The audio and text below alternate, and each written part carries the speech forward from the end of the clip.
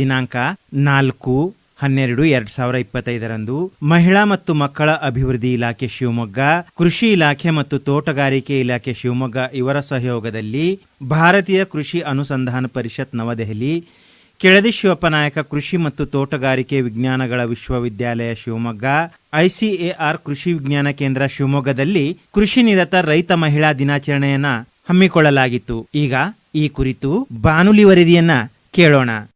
ಎಲ್ಲರಿಗೂ ಶುಭೋದಯ.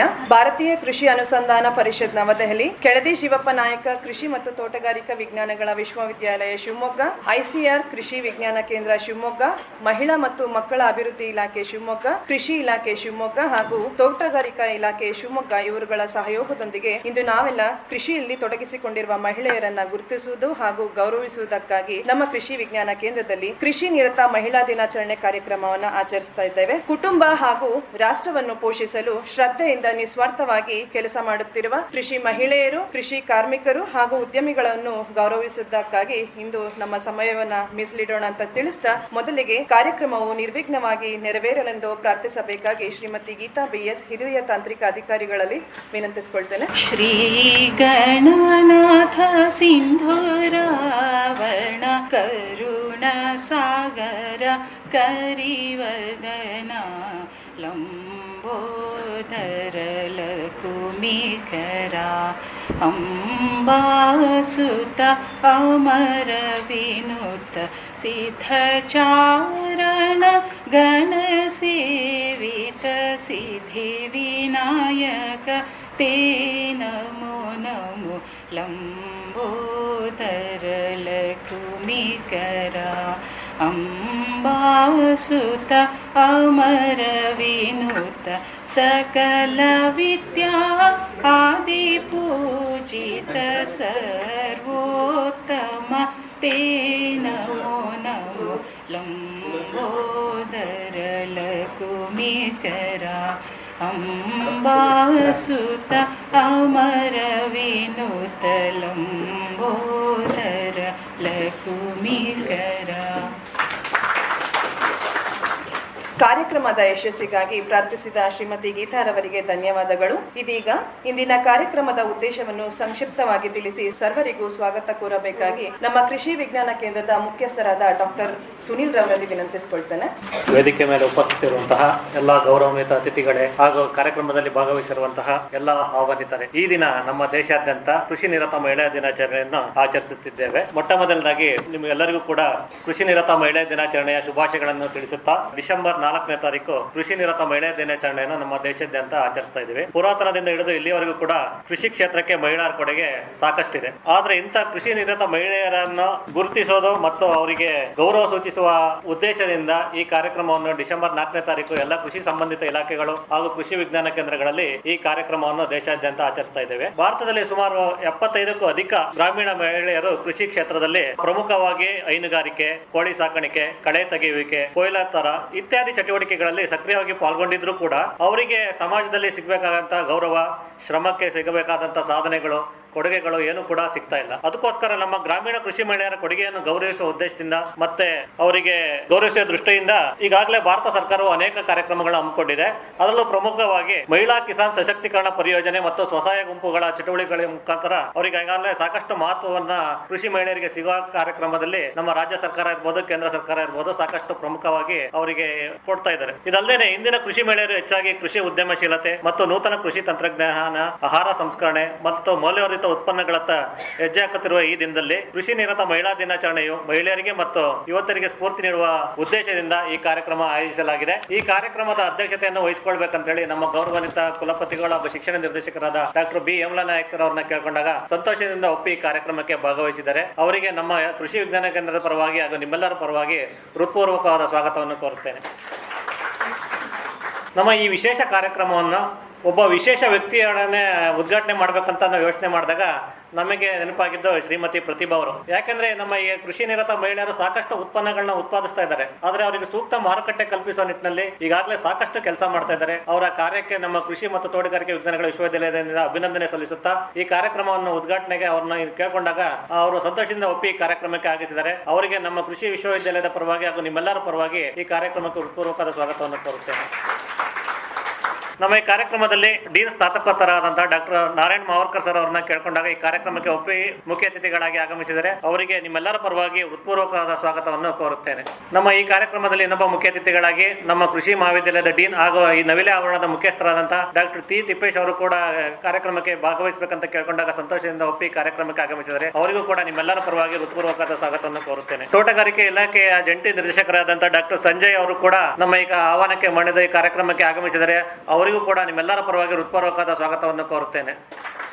ನಮ್ಮ ಕೃಷಿ ಇಲಾಖೆಯ ಉಪನಿರ್ದೇಶಕರಾದ ಶ್ರೀಮತಿ ಮಂಜುಳಾ ಅವರು ಕೂಡ ನಮ್ಮ ಈ ಕಾರ್ಯಕ್ರಮದಲ್ಲಿ ಮುಖ್ಯ ಅತಿಥಿಗಳಾಗಿ ಭಾಗವಹಿಸಿದ್ದಾರೆ. ಅವರಿಗೂ ಕೂಡ ನಮ್ಮ ಕೃಷಿ ಮತ್ತು ತೋಟಗಾರಿಕೆ ವಿಶ್ವವಿದ್ಯಾಲಯದ ಪರವಾಗಿ ನಿಮ್ಮೆಲ್ಲರ ಪರವಾಗಿ ಹೃತ್ಪೂರ್ವಕವಾದ ಸ್ವಾಗತವನ್ನು ಕೋರುತ್ತೇನೆ. ಈ ನಮ್ಮ ಕಾರ್ಯಕ್ರಮದಲ್ಲಿ ಕೃಷಿ ವಿಜ್ಞಾನ ಕೇಂದ್ರದ ವಿಜ್ಞಾನಿಗಳು ಹಾಗೂ ವಲಯ ಕೃಷಿ ಸಂಶೋಧನಾ ಕೇಂದ್ರ ಕೃಷಿ ಮಹಾವಿದ್ಯಾಲಯದ ವಿಜ್ಞಾನಿಗಳು ಕೂಡ ಭಾಗವಹಿಸಿದ್ದಾರೆ. ಅವರೆಲ್ಲರಿಗೂ ಕೂಡ ಈ ಕಾರ್ಯಕ್ರಮಕ್ಕೆ ಹೃತ್ಪೂರ್ವಕವಾದ ಸ್ವಾಗತವನ್ನು ಕೋರುತ್ತೇನೆ. ನಮ್ಮ ಈ ಕಾರ್ಯಕ್ರಮದಲ್ಲಿ ಮಾಧ್ಯಮ ಪ್ರತಿನಿಧಿಗಳು ಅದು ಪ್ರಮುಖವಾಗಿ ಆಕಾಶವಾಣಿಯಿಂದ ಡಾಕ್ಟರ್ ಸುಧಾಕರ್ ಅವರು ಕೂಡ ಆಗಮಿಸಿದ್ದಾರೆ. ಅವರಿಗೂ ಕೂಡ ನಮ್ಮ ವಿಶ್ವವಿದ್ಯಾಲಯದ ಪರವಾಗಿ ಹೃತ್ಪೂರ್ವಕವಾದ ಸ್ವಾಗತವನ್ನು ಕೋರುತ್ತೇನೆ.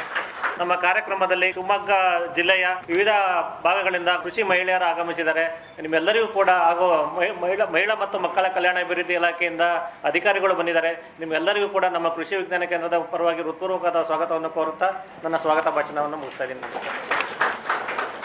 ಕಾರ್ಯಕ್ರಮದ ಉದ್ದೇಶವನ್ನು ತಿಳಿಸಿಕೊಟ್ಟು ಸರ್ವರಿಗೂ ಸ್ವಾಗತ ಕೋರಿದ ತಮಗೂ ಸಹ ಶಿಬಿರಾರ್ಥಿಗಳ ಪರವಾಗಿ ಹೃತ್ಪೂರ್ವಕವಾದ ಸ್ವಾಗತ ಸರ್. ಇಂದಿನ ಕಾರ್ಯಕ್ರಮದಲ್ಲಿ ಶ್ರೀಮತಿ ಪ್ರತಿಭಾ ಎಂವಿರವರು ಉದ್ಘಾಟಕರಾಗಿ ಆಗಮಿಸಿದ್ದಾರೆ. ಉದ್ಘಾಟನೆಗೂ ಮುನ್ನ ಅವರ ಕಿರು ಪರಿಚಯವನ್ನ ಮಾಡಲಿಕ್ಕೆ ಇಚ್ಛಿಸ್ತೇನೆ. ಶ್ರೀಮತಿ ಪ್ರತಿಭಾರವರು ಮೂಲತಃ ಶಿವಮೊಗ್ಗ ಜಿಲ್ಲೆಯ ಸಾಗರ ತಾಲೂಕಿನವರು. ವೃತ್ತಿಯಲ್ಲಿ ವಕೀಲೆಯಾದರೂ ಸಹ ಮುಖ್ಯ ವೃತ್ತಿಯಾಗಿ ರಂಗಭೂಮಿಯನ್ನ ಆಯ್ಕೆ ಮಾಡಿಕೊಂಡು ಈ ಕ್ಷೇತ್ರದಲ್ಲಿ 30 ವರ್ಷಗಳ ಅಗಾಧ ಅನುಭವವನ್ನ ಹೊಂದಿದ್ದಾರೆ. ತಮ್ಮ ಇಷ್ಟದ ರಂಗಭೂಮಿ ವೃತ್ತಿಯಲ್ಲಿ 80ಕ್ಕೂ ಹೆಚ್ಚು ನಾಟಕಗಳ ನಿರ್ದೇಶನ, ಹಲವಾರು ರಾಜ್ಯ ಮಟ್ಟದ ಮಕ್ಕಳ ರಂಗ ಶಿಬಿರಗಳು, ಕಲಿಕಾ ತರಬೇತಿ ಕಾರ್ಯಾಗಾರಗಳು, ಸರ್ಕಾರಿ ಶಾಲಾ ಮಕ್ಕಳಿಗಾಗಿಯೇ ಆರೋಗ್ಯ ಮತ್ತು ಜೀವನ ಕೌಶಲ್ಯ, ಪರಿಸರ ಪೂರಕ ಕಾರ್ಯಕ್ರಮಗಳನ್ನು ಆಯೋಜಿಸುತ್ತಿದ್ದಾರೆ. ವಿಶೇಷವಾಗಿ ಜೀವನ್ಮುಖಿ ಸಂಸ್ಥೆಯನ್ನು ಹುಟ್ಟುಹಾಕುವ ಮೂಲಕ ನಗರ ಮತ್ತು ಗ್ರಾಮೀಣ ಭಾಗದಲ್ಲಿರುವ ಮಹಿಳೆಯರು ಕೈಗೊಳ್ಳುತ್ತಿರುವ ಸಣ್ಣ ಸಣ್ಣ ಉದ್ಯಮಗಳು, ಗೃಹ ಕೈಗಾರಿಕೆಗಳನ್ನು ಗುರುತಿಸಿ ಅವರಿಗೆ ಉತ್ತೇಜನ ಮತ್ತು ಮಾರ್ಗದರ್ಶನ ನೀಡಿ ಅವರು ತಯಾರಿಸಿದ ಉತ್ಪನ್ನಗಳಿಗೆ ಮಾರುಕಟ್ಟೆ ದೊರಕಿಸಲು ಅವ್ವ ಮಹಿಳಾ ಸಂತೆಯನ್ನು ಪ್ರತಿ 3 ತಿಂಗಳಿಗೊಮ್ಮೆ ಸಾಗರದಲ್ಲಿ ಆಯೋಜಿಸುತ್ತಿದ್ದಾರೆ. ನಿರಂತರವಾಗಿ ಆಯೋಜಿಸುತ್ತಿರುವುದರಿಂದ ಸಾಗರದ ಮಹಿಳಾ ಉದ್ಯಮಿಗಳಷ್ಟೇ ಅಲ್ಲದೆ ಜಿಲ್ಲೆಯ ಬೇರೆ ಬೇರೆ ತಾಲೂಕುಗಳಿಂದಲೂ ಹಾಗೂ ಶಿರಸಿ ಹಾಗೂ ಬೆಂಗಳೂರಿನಿಂದಲೂ ಸಹ ಉದ್ಯಮಿಗಳು ಭಾಗವಹಿಸಿ ತಮ್ಮ ಆದಾಯವನ್ನು ಹೆಚ್ಚಿಸಿಕೊಳ್ಳಲು ಇವರು ಪ್ರತ್ಯಕ್ಷರಾಗಿ ಕಾರಣಕರ್ತರಾಗಿದ್ದಾರೆ. ಅಷ್ಟೇ ಅಲ್ಲದೆ ಇವರು ವಿವಿಧ ಸಾಮಾಜಿಕ ಜವಾಬ್ದಾರಿಗಳಾದ 2017-19 ಕರ್ನಾಟಕ ನಾಟಕ ಅಕಾಡೆಮಿಯ ಸದಸ್ಯರಾಗಿದ್ದು, ಶಿವಮೊಗ್ಗ ಜಿಲ್ಲಾ ಮಕ್ಕಳ ಕಲ್ಯಾಣ ಸಮಿತಿಯ ಸದಸ್ಯರಾಗಿದ್ದರು. ಕೈಮಗ್ಗದ ನೇಕಾರಿಕೆಯಲ್ಲಿ ದೇಶದೆಲ್ಲೆಡೆ ಹೆಸರು ಮಾಡಿರುವ ಸಾಗರದ ಹೆಗ್ಗೋಡಿನ ಚರಕ ಸಂಸ್ಥೆಯ ಕಾರ್ಯದರ್ಶಿಯಾಗಿ ಗ್ರಾಮೀಣ ಕೈಗಾರಿಕೆಗಳನ್ನು ಬೆಳೆಸುತ್ತಿದ್ದಾರೆ ಮತ್ತು ಮಹಿಳಾ ದೌರ್ಜನ್ಯ ವಿರೋಧಿ ಒಕ್ಕೂಟದ ಜಿಲ್ಲಾ ಸಂಚಾಲಕರಾಗಿ ತಮ್ಮನ್ನು ತೊಡಗಿಸಿಕೊಂಡಿದ್ದಾರೆ. ಇವರ ಈ ಸಾಧನೆಗಳಿಗೆ ಜಿಲ್ಲಾ, ರಾಜ್ಯ ಹಾಗೂ ರಾಷ್ಟ್ರೀಯ ಮಟ್ಟದ 10 ಹಲವು ಪುರಸ್ಕಾರಗಳಿಗೆ ಭಾಜನರಾಗಿದ್ದಾರೆ. ಇಂತಹ ಸಾಮಾಜಿಕ ಜವಾಬ್ದಾರಿ ಹಾಗೂ ಕಳಕಳಿಯನ್ನು ಹೊಂದಿರುವಂತಹ ಮಹನೀಯರು ಇಂದು ಕೃಷಿ ನಿರತ ಮಹಿಳಾ ದಿನಾಚರಣೆಯ ಕಾರ್ಯಕ್ರಮದಲ್ಲಿ ಉದ್ಘಾಟಕರಾಗಿ ಭಾಗವಹಿಸಿರುವುದು ಈ ಕಾರ್ಯಕ್ರಮದ ಘನತೆಯನ್ನು ಹೆಚ್ಚಿಸಿದೆ ಅಂತ ಹೇಳುತ್ತಾ ಕಾರ್ಯಕ್ರಮಕ್ಕೆ ಶ್ರೀಮತಿ ಪ್ರತಿಭಾರವರು ದೀಪ ಬೆಳಗುವುದರ ಮುಖಾಂತರ ವಿದ್ಯುಕ್ತವಾಗಿ ಚಾಲನೆ ನೀಡಬೇಕಾಗಿ ಕೇಳ್ಕೊತಾನೆ. ಹಾಗೆ ವೇದಿಕೆಯಲ್ಲಿರುವ ಎಲ್ಲ ಗಣ್ಯರು ಸಹ ಕೈಜೋಡಿಸಬೇಕಾಗಿ ವಿನಂತಿಸಿಕೊಳ್ತೇನೆ.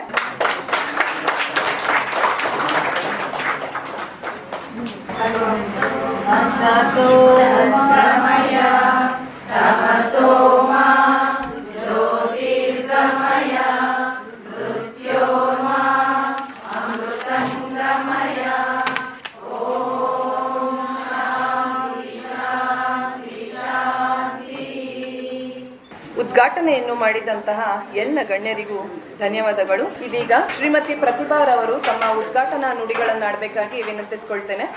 ಸರ್ವರಿಗೂ ವಂದನೆಗಳನ್ನ ಮತ್ತೆ ಪ್ರೀತಿಯ ನಮಸ್ಕಾರಗಳನ್ನ ತಿಳಿಸುತ್ತಾ ಒಂದೆರಡು ಮಾತುಗಳನ್ನ ಹೇಳಲಿಕ್ಕೆ ಇಷ್ಟಪಡ್ತೇನೆ. ಬಹಳ ದೊಡ್ಡ ಜವಾಬ್ದಾರಿ ಉದ್ಘಾಟನೆ ಮಾಡೋದು. ನಿಜವಾಗ್ಲೂ ನನಗೆ ಸಂತೋಷ, ಹೆಮ್ಮೆ ಆಗಿದೆ. ಬಹಳ ಪ್ರೀತಿಯಿಂದ ಇದನ್ನ ಉದ್ಘಾಟನೆ ಮಾಡಿದ್ದೀನಿ. ಮೇಡಮ್ ಪರಿಚಯದಲ್ಲಿ ತುಂಬಾ ದೊಡ್ಡಕ್ಕೆ ಹೇಳಿದ್ದಾರೆ, ಅಷ್ಟೆಲ್ಲ ಏನಿಲ್ಲ. ನಾನು ಎಲ್ಲರ ಹಾಗೆ ಸಾಮಾನ್ಯರಲ್ಲಿ ಸಾಮಾನ್ಯಳು ಅಂತ ಅನ್ಕೊಂಡು ಅದಕ್ಕಿಂತ ಹೆಚ್ಚಾಗಿ ಇವತ್ತು ಉದ್ಘಾಟನೆ ಮಾಡ್ಲಿಕ್ಕೆ ನನ್ಗಿದ್ವ ಬಹಳ ಇನ್ನೊಂದು ಸಣ್ಣ ಕ್ವಾಲಿಟಿ ಅಂತ ಏನ್ ಹೇಳ್ತೀವಿ ಅದೇನು ಅಂದ್ರೆ, ನಾನು ರೈತ ಕುಟುಂಬದಿಂದ ಬಂದವಳು. ಮತ್ತೆ ನನ್ನ ಅಜ್ಜಿ, ಅಪ್ಪನ ತಾಯಿ ಸ್ವತಃ ಅವರು ನಿತ್ತು ತೋಟ ಮಾಡ್ತಾ ಇದ್ರು. ಈಗೇನು ಭದ್ರಾವತಿ ತಾಲೂಕಿನ ಹೊಳೆಹೊನ್ನೂರು ಹತ್ರ ಒಂದು ಮೈದೊಳಲು ಅನ್ನೋ ಪುಟ್ಟ ಗ್ರಾಮ ಇದೆ, ಮಲ್ಲಿಗೇನಹಳ್ಳಿ ಅಂತೇಳಿ. ನಮ್ಮ ಅಜ್ಜನಿಗಿಂತ ಹೆಚ್ಚಾಗಿ ಅಜ್ಜಿ ಕೃಷಿ ಮಾಡಿದ್ರು. ಇವತ್ತು ನೋಡಿದಾಗ ನಂಗೆ ಅವ್ರ ನೆನಪಾಯ್ತು. ಹನುಮಕ್ಕ ಅಂತ ಅವ್ರ ಹೆಸರು. ದಿನಾ ತೋಟಕ್ಕೆ ಹೋಗ್ತಿದ್ರು. ಯಾರು ಹೋಗ್ಲಿ ಬಿಡ್ಲಿ ಬೆಳಿಗ್ಗೆ ತೋಟಕ್ಕೆ ಹೋಗಿ ಅಲ್ಲಿ ಬಿದ್ದ ಅಡಿಕೆಗಳನ್ನ ಹರಿಸೋರು, ಅಲ್ಲಿನ ಬಾವಿಯಿಂದ ನೀರ್ ತೆಗೆದು ಟೀ ಮಾಡಿ ಕೊಡೋರು. 1 ಲೋಟ ಹಾಲಲ್ಲಿ 4 ಜನ ಹೋದ್ರು ಟೀ ಮಾಡ್ಕೊಡೋರು, 10 ಜನ ಹೋದ್ರು ಟೀ ಮಾಡ್ಕೊಡೋರು. ನಂಗೆ ಇವತ್ತು ಅದೆಲ್ಲ ನೆನಪಾಯ್ತು. ಸೊ ಕೃಷಿ ಕುಟುಂಬದಿಂದ ಬಂದಿದ್ದು ಅಷ್ಟು ಮಾತ್ರ ಹೇಳ್ಬಲ್ಲೆ. ನಾನೇನು ಕೃಷಿಕಳಲ್ಲ, ಆ ಕ್ಷೇತ್ರದಲ್ಲಿ ಅಷ್ಟು ಕೆಲಸ ಮಾಡಿಲ್ಲ, ಆದ್ರೆ ತುಂಬಾ ಗೌರವ ಇದೆ. ಯಾಕೆ ಅಂತಂದ್ರೆ ಕೃಷಿ ನಮ್ಮ ದೇಶದ ಬೆನ್ನೆಲುಬು ಅನ್ನೋದು ನಮ್ಗೆಲ್ರಿಗೂ ಗೊತ್ತು. ಎಲ್ಲರೂ ನಿಂತಿರೋದು ಕೃಷಿಯ ಆಧಾರಿತವಾಗಿನೇ. ಸರ್ ಮಾತಾಡ್ತಾ ಹೇಳ್ದಂಗೆ 75% ಕೃಷಿಲಿ ಹೆಣ್ಮಕ್ಳು ತೊಡಗಿಸ್ಕೊಂಡಿದ್ದಾರೆ ಅಂತ. ಇವತ್ತು ತುಂಬಾ ಸಂತೋಷ ಏನು ಅಂದ್ರೆ ನಾವೆಲ್ಲ ಅಂದ್ರೆ ಸಾಧಾರಣ ಹೆಣ್ಮಕ್ಳು ತುಂಬಾ ಶ್ರಮದಿಂದ ಕೆಲಸ ಮಾಡ್ತಿರ್ತೀವಿ. ಗ್ರಾಮೀಣ ಭಾಗದಲ್ಲಿ ಮಾಡ್ತಾನೆ ಗೊಣಗ್ತಾ ಇರ್ತೀವಿ, ಅಯ್ಯೋ ನಮ್ ಕೆಲ್ಸಕ್ಕೆ ಏನ್ ಬೆಲೆ ಇದೆ, ನಾವು ಮಾಡ್ತಾನೆ ಇರ್ತೀವಿ ಅಂತ ಅನ್ನೋದು ಹೇಳ್ತಾನೆ ಇರ್ತೀವಿ. ಆದರೆ ಇವತ್ತು ನಮಗೆ ಖುಷಿ ಅನ್ಸೋದು, ಹೆಮ್ಮೆ ಅನ್ಸೋದು ಅಂತಹ ರೈತ ಮಹಿಳೆಯರನ್ನ, ಶ್ರಮಿಕರನ್ನ ಗುರುತಿಸೋದು, ಅವರ ಕೆಲಸಕ್ಕೆ ಗೌರವಿಸುವ ಒಂದು ಕಾರ್ಯಕ್ರಮವನ್ನ ಹಮ್ಮಿಕೊಂಡಿದ್ದಾರೆ, ಗುರುತಿಸ್ತಾರೆ ಅಂತ ಅನ್ನೋದಿದೆಯಲ್ಲ. ಒಂದು ವಿಶ್ವವಿದ್ಯಾನಿಲಯದ ಮಟ್ಟದಲ್ಲಿ ಅಂತವ್ರನ್ನ ಗುರುತಿಸಿ ಅವರ ಶ್ರಮಕ್ಕೆ ಒಂದು ಬೆಲೆಯನ್ನ ಹೇಳೋದಿದೆಯಲ್ಲ, ಅದು ನಿಜಕ್ಕೂ ಶ್ಲಾಘನೀಯ ಕೆಲಸ. ಆ ಒಂದು ಕೆಲಸವನ್ನ ಮಾಡ್ತಿರ್ತಕ್ಕಂಥ ಯೂನಿವರ್ಸಿಟಿಯ ಎಲ್ರಿಗೂ ಕೂಡ ಮೊದಲನೇದಾಗಿ ನಮ್ಮೆಲ್ಲ ರೈತ ಮಹಿಳೆಯರ ಪರವಾಗಿ ಅಭಿನಂದನೆಯನ್ನ ತಿಳಿಸಕ್ಕೆ ಇಷ್ಟಪಡ್ತೇನೆ. ಇನ್ನು ಮಾತಾಡ್ತಾ ಈಗ ನಿಮ್ಗೆಲ್ಲರಿಗೂ ತರಬೇತಿ ಇದೆ, ನಿಮ್ಮ ಕ್ಷೇತ್ರದಲ್ಲಿ ನಿಮಗೆ ಚೆನ್ನಾಗಿ ಗೊತ್ತಿದೆ, ಏನ್ ಕೆಲಸ ಮಾಡ್ಬೇಕು ಅಂತ ಗೊತ್ತಿದೆ. ಆದ್ರೆ ನಾನು ಇದನ್ನ ಉದ್ಘಾಟನೆ ಮಾಡಿ 1-2 ಮಾತುಗಳನ್ನ ಆಡ್ಬೋದು ಅಂತಂದ್ರೆ ಏನಪ್ಪಾ ಅಂತ ಅಂದ್ರೆ ನಮ್ಮ ಜೀವನ್ಮುಖಿ ಸಂಸ್ಥೆ ಬಗ್ಗೆ ನಾನು ಹೇಳ್ತೇನೆ. ಜೊತೆಯಲ್ಲಿ ಸ್ವಾವಲಂಬನೆ ಉಳಿತಾಯ ಅಂತ ಬಂದಾಗ ಎಲ್ಲರಿಗೂ ಗೊತ್ತು ಮ್ಯಾನೇಜ್ ಮಾಡೋದು. ಹೆಣ್ಣು ಮಕ್ಕಳಿಗೆ ತುಂಬಾ ಚೆನ್ನಾಗಿ ಗೊತ್ತು, ಹಣವನ್ನ ಹೇಗೆ ಮ್ಯಾನೇಜ್ ಮಾಡ್ಬೇಕು ಗೊತ್ತು, ಸಂಬಂಧಗಳನ್ನ ನಾವು ಹೇಗೆ ಗಟ್ಟಿಗೊಳಿಸ್ಕೋಬೇಕು ಗೊತ್ತು, ಜೊತೆಯಲ್ಲಿ ಆರ್ಥಿಕವಾಗಿ ಹೇಗೆ ನಾವು ಸ್ವಾವಲಂಬಿಗಳಾಗಬೇಕು ಅನ್ನೋದು ಎಲ್ಲವೂ ನಮಗೆ ಗೊತ್ತಿದೆ. ಯಾಕೆಂದ್ರೆ ಹೆಚ್ಚು ಶ್ರಮ ಪಡೋದು ಹೆಣ್ಮಕ್ಳೇನೆ. ಅವ್ರು ದುಡಿಯೋ ವರ್ಗದ ಹೆಣ್ಮಕ್ಳೇ ಆಗಿರ್ಬೋದು, ಅಥವಾ ನಾವೇನು ಮನೇಲೇ ಇರ್ತೀವಿ, ಗೃಹಿಣಿಯರಾಗಿರ್ತೀವಿ ಅಂತ ಹೇಳ್ತೀವಿ, ಎಲ್ರೂ ಕೂಡ ಹೆಚ್ಚಿನ ಶ್ರಮ, ಹೆಚ್ಚಿನ ಪಾಲು ಕುಟುಂಬದಲ್ಲಿ ಅತಿ ಹೆಚ್ಚು ಹೆಣ್ಣು ಮಕ್ಕಳದೇ ಅನ್ನೋದು ನಮಗೆ ಗೊತ್ತಿದೆ. ಉಳಿತಾಯದ ಕಾನ್ಸೆಪ್ಟ್ ಚೆನ್ನಾಗಿ ಗೊತ್ತು ನಮಗೆ. ಹಣ ಗಳಿಸಿ ಅದರಲ್ಲಿ ಉಳಿಸ್ತೀವಿ ಅನ್ನೋದು ಮಾತ್ರ ಉಳಿತಾಯ ಅಲ್ಲ. ನಾವು ಪ್ರತಿದಿನದ ಬದುಕಿನಲ್ಲಿ ಏನನ್ನ ವ್ಯಯ ಮಾಡಲ್ಲ, ವೇಸ್ಟ್ ಮಾಡಲ್ವೋ ಅದು ದೊಡ್ಡ ಉಳಿತಾಯ, ಅದೇ ದೊಡ್ಡ ಬಂಡವಾಳ ಅನ್ನೋದನ್ನು ಕೂಡ ನಮ್ಗೆಲ್ರಿಗೂ ಚೆನ್ನಾಗಿ ಗೊತ್ತಿರೋಂಥ ವಿಷಯನೇ. ಅದನ್ನೇ ಆಧಾರವಾಗಿ ಇಟ್ಕೊಂಡ್ರೆ ನಾವು ಬಹಳಷ್ಟು ಗಳಿಸ್ಬೋದು. ಎಲ್ಲಿ ನಾವು ಪಡೆದುಕೊಳ್ತೀವಿ ಅನ್ನೋದಕ್ಕಿಂತ ಇರೋದನ್ನ ಉಳಿತಾಯ ಮಾಡ್ತೀವಿ, ವ್ಯಯ ಮಾಡಲ್ಲ, ಅನಗತ್ಯವಾಗಿ ಖರ್ಚು ಮಾಡಲ್ಲ ಅನ್ನೋದಿದ್ರೆ, ಈಗ ಉದಾಹರಣೆಗೆ ನಾವು ಒಂದು ತರಕಾರಿ ತಗೊಂಡವಾಗ್ದೇನೆ ಎಷ್ಟು ತಗೋಬೇಕು 4 ದಿನಕ್ಕೆ ಅಂತ ತಗೊಂಡ್ರೆ ಅದು ನಿಜವಾದ ಉಳಿತಾಯ. 8 ದಿನಕ್ಕೆ ತಗೊಂಡು 4 ದಿನದನ್ನ ನಾವು ವೇಸ್ಟ್ ಮಾಡ್ತೀವಿ ಅಂತಂದ್ರೆ ಅದು ದೊಡ್ಡ ವೇಸ್ಟ್ ಆಗಿರುತ್ತೆ. ಇದು ನಮ್ಗೆಲ್ರಿಗೂ ಹೆಣ್ಮಕ್ಳಿಗೆ ತುಂಬ ಚೆನ್ನಾಗಿ ಗೊತ್ತಿರುವ ಒಂದು ವ್ಯಾಕರಣ ಅಂತ ಅನ್ಕೊಳ್ತೀನಿ.